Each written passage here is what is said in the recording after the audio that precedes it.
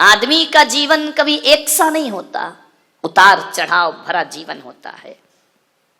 महापुरुषों के जीवन में भी उतार चढ़ाव आते हैं, हमारे और तुम्हारे जीवन में भी उतार चढ़ाव आते हैं। एक सी जिंदगी किसी की नहीं हुआ करती है, लेकिन ऊंचाइयों के दिन आए तब भी हमें रहना है और नीचाई के दिन आए तब भी हमें रहना है।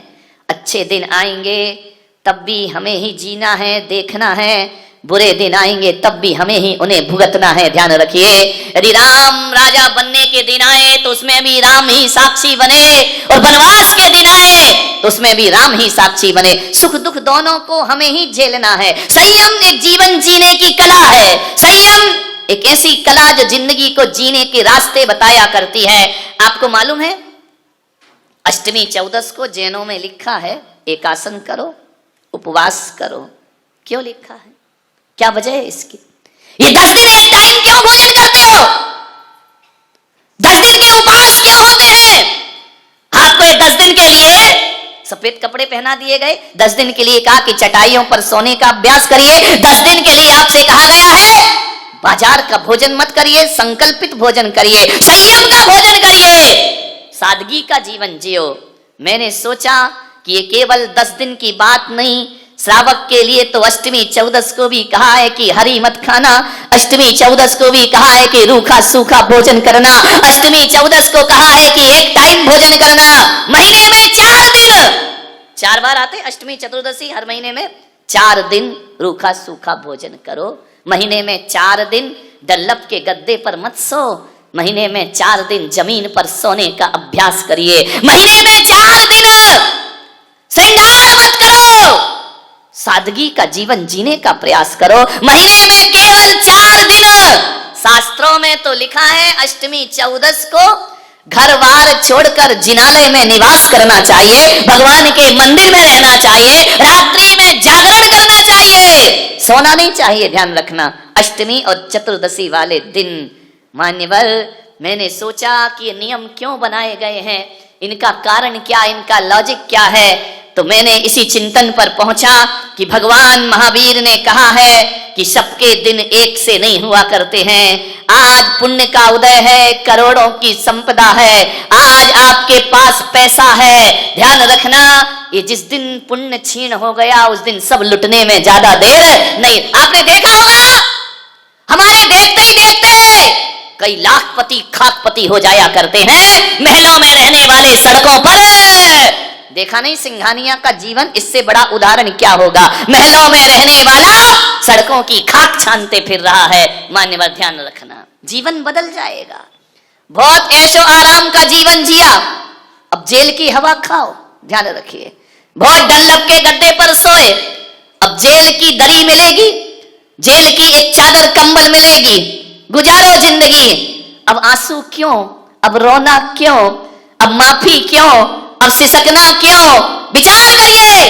काश महावीर की साधना कर लेता तो आज ये दिन देखने की जरूरत नहीं पड़ती जिंदगी में। महावीर का संयम ले लेता। भगवान महावीर ने कहा कि ग्रस्त हो 4 दिन सादगी के गुजारो, 4 दिन सिंपल रहो, 4 दिन ऐसा जीवन जियो जैसे साधु संतों का जीवन होता है।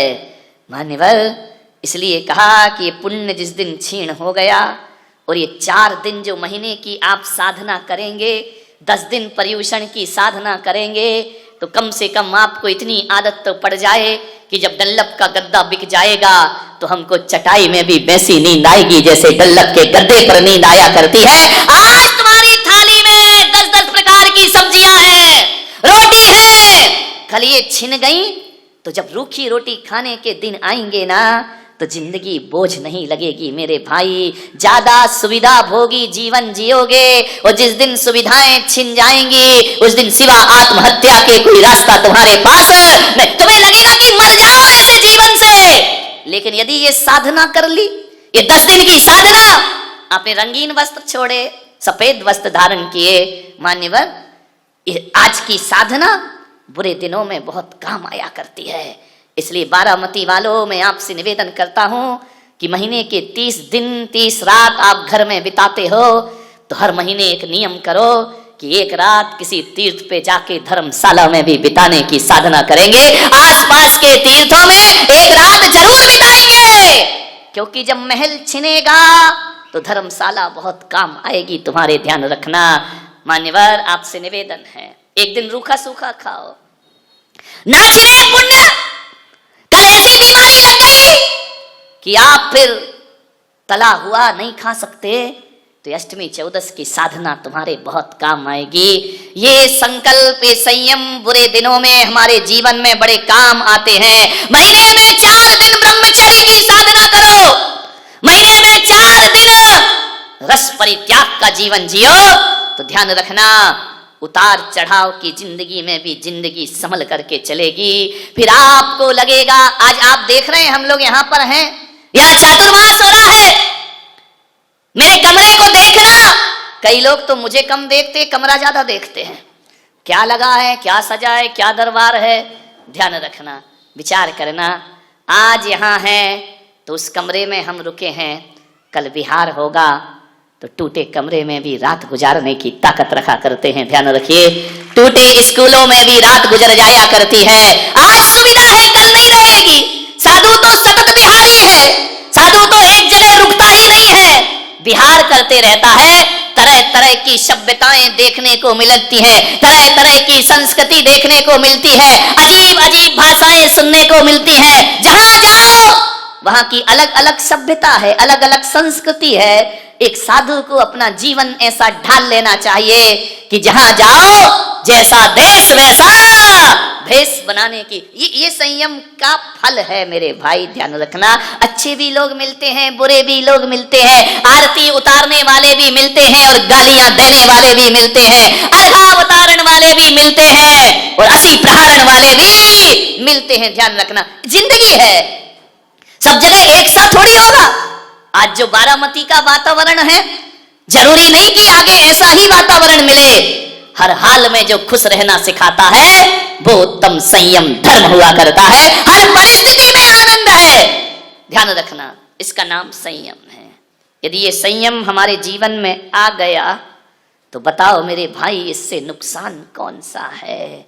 10 दिन तुमने यदि रात्रि में पानी नहीं पिया तो एक संकल्प किया है अपने आप की क्षमता को जानने का, उजागर करने का। हमारे अंदर अनंत संभावनाएं हैं, संयम उन संभावनाओं को उजागर किया करता है। आचार्य शांति सागर महाराज से बोला गया कि महाराज, कोई जरूरी है कि हम सब आपकी तरह नग्न हो जाएं, आपकी तरह महाराज बन जाएं? क्या जरूरी है? महाराज ने कहा कोई जरूरी नहीं है, ध्यान रखना। लेकिन आज इस पंचम काल में हम धर्म का और मुक्ति का बीज बो सकते हैं। और यदि आप संयम साधना कर रहे हैं तो ये समझना कि हम धर्म के और मोक्ष के बीज बो रहे हैं। एक बात बताइए, विचार करना है आपको। आपको कैसे पता चलेगा कि हमारी साधना से मोक्ष होगा या नहीं होगा? आचार्य शांति सागर महाराज ने कहा, बीज से किसी की पहचान नहीं हुआ करती है। ध्यान रखना, बीज से किसी भी चीज की, वृक्ष की पहचान नहीं होती है। ध्यान रखना, किसी भी पेड़ की पहचान, किसी भी वृक्ष की पहचान बीज से नहीं, उसके फलों से हुआ करती है। जब फल होते हैं तभी पहचाना जाता है कि ये बीज किसका है और ये पेड़ किसका। फल ना होंगे तो पहचान ना होगी, फलों से पहचाना जाता है। ध्यान रखना, बीज को देखकर कोई, जिसने अनजान व्यक्ति किसी बीज को देख ले तो कैसे बताएगा ये किसका बीज है? कोई नहीं बता सकता। लेकिन जब वह बीज धरती पर बो दिया जाता है, जब अंकुरित होता है, जब वृक्ष बनता है और जब उस पे फल लटकते हैं, तब कहा जाता है कि ये बीज इस फल का। अभी पता नहीं चलेगा ये संयम साधना क्या है, लेकिन जब हमारे जीवन में मुक्ति के और मोक्ष के फल लगेंगे तब लगेगा कि ये साधना हमारी मोक्ष की साधना है। ध्यान रखिए मान्यवर, फल के बिना वृक्ष की पहचान नहीं होती है। संयम लो, छोटे छोटे नियम लेने का साहस करो। जिस बिना नहीं जिन राज सीजे, तूर लो जग कीच में। विचार करिए, इस संयम के बिना तो तीर्थंकरों की मुक्ति नहीं होती है। तो आप और हम जैसे साधारण लोग कहां से मुक्ति को प्राप्त करेंगे? कितने भी तीर्थंकर घर में सम्यक दृष्टि रहा करते हो, कितना भी आत्मा का ज्ञान रखते हो, कितना भी तीर्थंकर तीन ज्ञान को लेकर आए हो, लेकिन जब तक वो संयम नहीं लेते तब तक तीर्थंकरों को भी मोक्ष की प्राप्ति। और तुम पूजा में क्या पढ़ते हो?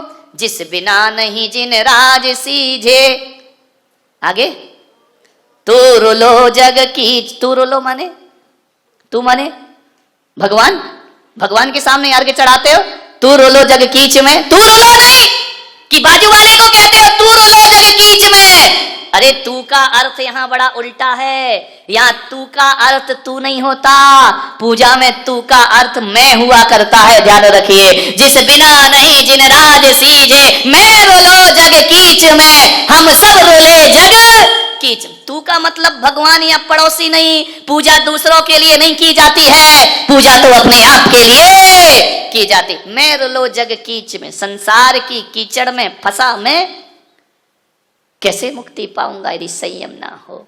एक बात ध्यान रखना, दुनिया में सबसे ज्यादा शक्तिशाली यदि कोई होता है तो चट्टान हुआ करती है, लेकिन भगवान महावीर कहते हैं चट्टान से भी ज्यादा शक्तिशाली धरती पर कोई होता है तो वह लोहा हुआ करता है, जो चट्टान के टुकड़े टुकड़े कर दिया करता है। लोहे से भी ज्यादा शक्तिशाली कोई है तो लोहे से भी ज्यादा शक्तिशाली अग्नि हुआ करती है, जो लोहे को गला के पानी बना दिया करती है। अग्नि से भी ज्यादा शक्तिशाली कोई है तो अग्नि से ज्यादा शक्तिशाली पानी हुआ करता है, जो धधकते हुए दावा नल को बुझा दिया करता है। पानी से ज्यादा शक्तिशाली कौन है? तो पानी से ज्यादा शक्तिशाली कौन होगा? कौन होगा पानी से ज्यादा शक्तिशाली? बोलिए, पानी से ज्यादा शक्तिशाली, पानी से ज्यादा शक्तिशाली आदमी का संकल्प हुआ करता है, जो पाताल से भी पानी को बाहर निकालने की ताकत रखा करता है। आदमी है जो पाताल से अब निकाल रहे कि नहीं, हजार हजार फीट नीचे से पानी ऊपर ला रहे हो, बोरिंग करा रहे हो। ये कौन करा रहा? ये मशीन बोरिंग नहीं कर रही, ध्यान रखना। आदमी की प्यास और उसका संकल्प पानी को पाताल से खींच करके ले आए। यदि प्यास गहरी है, आप ये मत सोचो कि मशीन से बोरिंग होती है, आप ये मत सोचो कि किसी उपकरण से कुआं खोदा जाता है, आप ये मत सोचिए किसी ताकत से पानी का स्रोत पैदा किया जाता है। मेरे भाई, ना तो मशीन से पानी बाहर आता है, ना खुदाई से पानी बाहर आता है। यदि पानी को कोई ढूंढता है तो मशीन और यंत्र नहीं ढूंढते, भीतर की प्यास पानी को खोजा करती है। यदि प्यास है तो पानी है, और प्यास नहीं तो पानी। प्यास बहुत गहरी। यदि आपके अंदर परमात्मा की प्यास जगी है तो ध्यान रखना, इस कलयुग में भी परमात्मा जरूर मिलेगा।